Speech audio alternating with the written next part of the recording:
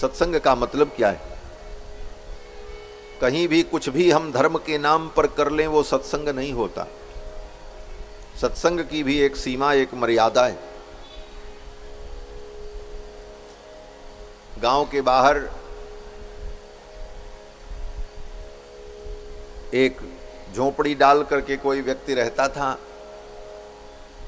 घर परिवार के लोगों ने उसका त्याग कर दिया। वो परित्यक्त व्यक्ति गांव के बाहर झोपड़ी बना करके कहीं दूर रहता था। परिवार की परिस्थितियों के कारण, समाज से परित्यक्त होने के कारण, डिप्रेशन में जाने के कारण वह व्यक्ति नशे का आश्रय लेकर अपने डिप्रेशन को दूर करने का प्रयास करने लगा। और नशे के अनेक तरीके हैं, गांजा पीने लगा और पड़ा रहता था। लोगों ने कहा, रे तो साधु है। अब कुछ सत्संगी वहां जाने लगे और शाम सवेरे सत्संग होने लगा। और क्या सत्संग, बोले वहां पहुंचे तो थोड़ी दो चार अच्छी बातें हो, उसके बाद शुरू हो जाए वही धंधा। और लौट करके जब लोग आवे तो कहें क्या करने गए थे? बोले सत्संग करने गए थे। बोले तो ऐसे सत्संग से जीव का कल्याण नहीं होता कि आप कहीं भी कुछ भी सत्संग के नाम पर कर लो और कहो कि ये सत्संग है। सत्संग का मतलब है सत का संग। सत माने परमात्मा, सत माने सत्य शास्त्र, वेदादि शास्त्र, वेदानुकूल पुराणादि ग्रंथ। इनके आश्रय में जब हम तत्व का विचार करते हैं तो इसको सत्संग कहा जाता है। ये सत्संग है। बाकी सत्संग के नाम पर कुछ भी हम कर डालें तो वो सत्संग नहीं कहलाता। तो भगवान की ऐसी महती कृपा कि हम सभी लोग कृष्ण जन्माष्टमी के पावन अवसर पर भागवत महापुराण सुनने और सुनाने का उपक्रम कर रहे हैं। श्री वेदव्यास जी महाराज की चर्चा मैंने की। श्री वेदव्यास जी महाराज ने 18 पुराण और महाभारत की रचना की। और उन 18 पुराणों में अंतिम पुराण श्रीमद् भागवत महापुराण। श्रीमद् भागवत महापुराण लिखने के बाद श्री वेदव्यास जी ने अपनी पवित्र लेखनी को विराम दे दिया। इसके बाद उन्होंने कुछ नहीं लिखा। ये उनकी अंतिम कृति है, अंतिम रचना। क्यों? बोले इसके बाद कुछ लिखने के लिए बचा ही नहीं। सब ज्ञान विज्ञान, सारे शास्त्र का जो निचोड़ था वो भागवत के रूप में उन्होंने प्रकट कर दिया। निगम कल्पतरोर गलितम फलम शुकमुखादमृत द्रव संयुतम पिबत भागवतम रसमालयम मुहुरहो रसिका भुवि भावुकाः। निगम कल्पतरोर गलितम फलम। निगम माने वेद। वेद रूपी जो कल्प वृक्ष है, उस वेद रूपी कल्प वृक्ष का पका हुआ फल, रसमय फल श्रीमद् भागवत महापुराण। वेदों के रस को ही निकाल करके वेदव्यास जी ने पुराण के रूप में प्रस्तुत किया है। इसीलिए उनका नाम वेदव्यास है। कभी विचार किया उनका नाम वेदव्यास क्यों है? बहुत से लोग कहते हैं महाराज वेदव्यास जी ने वेद लिखा इसलिए उनका नाम वेदव्यास है। गलत बात। वेदव्यास जी ने वेद नहीं लिखा है। वेद को किसी ने नहीं लिखा, ब्रह्मा ने भी नहीं लिखा। यही तो बात है। दुनिया की जितनी धर्म की किताबें हैं उनको किसी व्यक्ति ने लिखा है, लेकिन हमारे सनातन धर्म के आदि ग्रंथ जो वेद हैं उसको किसी ने नहीं लिखा। यहां तक कि ब्रह्मा ने भी नहीं लिखा। तो आप कहोगे जब ब्रह्मा ने नहीं लिखा तब किसने लिखा होगा? तब भगवान ने लिखा होगा। कहते नहीं, भगवान ने भी वेदों को नहीं लिखा। बोले तो फिर वेद आए कहां से?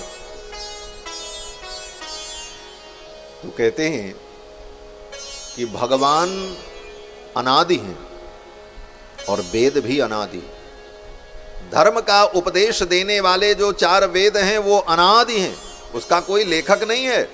इसीलिए आज तक यहाँ जो पढ़े लिखे लोग बैठे होंगे, जिन्होंने साहित्य पढ़ा होगा, MA PhD की होगी, उनको मालूम होगा, उन्होंने अगर इतिहास पढ़ा होगा, कहीं कोई व्यक्ति दुनिया का बता दे कि वेद का कोई लेखक हो, आज तक कोई इतिहासकार अपने इतिहास में इसका अन्वेषण नहीं कर पाए कि वेद को किसने लिखा।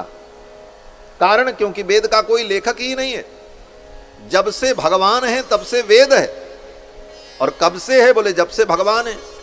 और भगवान कब से हैं? बोले भगवान अनादि हैं और वेद भी अनादि है। वेद और परमात्मा ये दोनों अनादि हैं। और दोनों का संबंध क्या है? बोले परमात्मा भगवान श्री हरि की जो श्वास है वह श्वास ही वेद है। और श्वास कब से होती है? कोई आपसे पूछे आपकी श्वास कब से है, तो आप यही कहोगे जब से हम हैं तब से हमारी श्वास है। बोले आप कब से हो? बोले जब से हमारी श्वास है तब से हम हैं।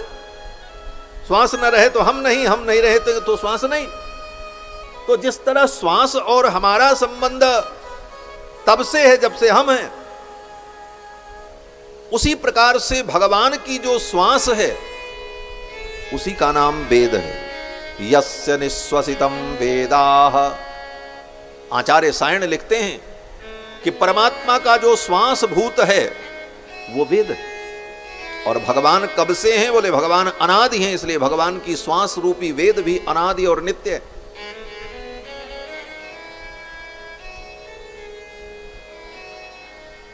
हम अपनी श्वास को बनाते नहीं, श्वास से हमारी सत्ता है। उसी प्रकार भगवान भी वेद की रचना नहीं करते, वेद भी अनादि हैं, भगवान के श्वास भूत हैं। इसी बात को गोस्वामी तुलसीदास जी ने रामचरितमानस में लिखा। रामचरितमानस रामायण आप पढ़ते हैं, भगवान श्री राम जब गुरुकुल में पढ़ने जाते हैं तो गोस्वामी जी वर्णन करते हैं कि गुरु गृह गए पढ़न रघुराई। गुरुकुल में पढ़ने गए राम जी। अल्पकाल विद्या सब आई, अल्पकाल में समस्त विद्याओं को प्राप्त कर लिया। फिर आगे लिखते हैं गोस्वामी जी कि जाकी सहज श्वास श्रुतिचारी। चारों वेद जिसके श्वास हैं वो कौन है? बोले वही तो राम जी हैं, वही तो कृष्ण है, वही नारायण है। चारों वेद जिसके श्वास हैं, जाकी सहज श्वास श्रुतिचारी, सो हरि पढ़ यह कौतुक भारी। चारों वेद जिसके श्वास भूत हैं वे भगवान गुरुकुल में पढ़ने गए। ये क्या है? तो गोस्वामी जी कहते हैं भगवान का कौतुक है, भगवान की लीला है, तो लीला दिखा रहे हैं, इनको क्या पढ़ना है? चारों वेद इनका श्वास है। तो चारों वेद परमात्मा के श्वास भूत अनादि और नित्य हैं। वेदों की रचना किसी व्यक्ति ने नहीं की, ब्रह्मा ने भी नहीं की। इसीलिए भागवत के प्रथम श्लोक में ही लिखा है कि ब्रह्मा जी को भी वेदों का ज्ञान भगवान ने दिया है। ब्रह्मा जी जब प्रकट हुए तो ब्रह्मा जी ने 10,000 वर्ष तक तप किया। भगवान प्रसन्न हुए और भगवान ने प्रकट होकर के दर्शन दिया। और भगवान श्री नारायण ने अपने संकल्प से ब्रह्मा के हृदय में चारों वेदों को अपने संकल्प मात्र से प्रकट कर दिया। तेने ब्रह्म हृदय आदि कवये मुह्यन्ति यत्सूरयः। जिन परमात्मा ने आदि कवि ब्रह्मा के हृदय में चारों वेदों का ज्ञान अपने संकल्प मात्र से उद्भासित कर दिया, तेने ब्रह्म हृदय आदि कवये मुह्यन्ति यत्सूरयः तेजो वारि मृदाम यथा विनिमयो यत्र सर्गो मृषा धाम्ना स्वेन सदा निरस्त कुहकम सत्यम परम धीमहि। वे भगवान परम सत्य तत्व। तो ब्रह्मा को भी वेदों का ज्ञान भगवान ने दिया। इसलिए वेद अनादि नित्य परमात्मा के श्वासभूत और धर्म में परम प्रमाण है। वेदो खिलो धर्म मूलम, वेद ही अखिल धर्म का मूल है। वेदात धर्मो ही निर्भवौ, वेद से ही धर्म का समुद्भव होता है। वेद जो कहता है वही धर्म होता है। वेद प्रणहितो धर्मो, वेद जिसका विधान करता है वही धर्म है। इसलिए धर्म का मूल वेद। तो वेद व्यास ने वेद की रचना नहीं की, ब्रह्मा ने भी नहीं की, भगवान ने भी नहीं की, वेद तो अनादि है। हां, उन वेदों के अंदर जो रहस्य है, वेदों के अंदर जो धर्म का ज्ञान है, उसी ज्ञान को सामान्य संस्कृत भाषा में वेद व्यास जी ने लिखा, एक प्रकार से कहो तो उसकी व्याख्या की। इसलिए इनका नाम वेद व्यास पड़ा। वेद व्यास का मतलब वेद का जिन्होंने, व्यास माने विस्तार किया, जो विस्तार करता है उसको व्यास कहते हैं, विस्तार कर्ता को व्यास कहते हैं। आज भी मंच पर गद्दी पर बैठ करके जो कथा कहते हैं उनको लोग क्या कहते हैं? कथा व्यास, यही ना कहते हैं। तो कथा व्यास क्यों कहते हैं? क्या वो कथा बनाते हैं? वो कथा नहीं बनाते, कथा तो जो पहले से है उसी को बताते हैं, उसका विस्तार करके समझाते हैं, इसलिए वो कथा व्यास हैं। उसी प्रकार वेद अनादि और नित्य है, उन वेदों का जो विस्तार करके बताते हैं पुराण के माध्यम से, इसलिए उनका नाम वेद व्यास है।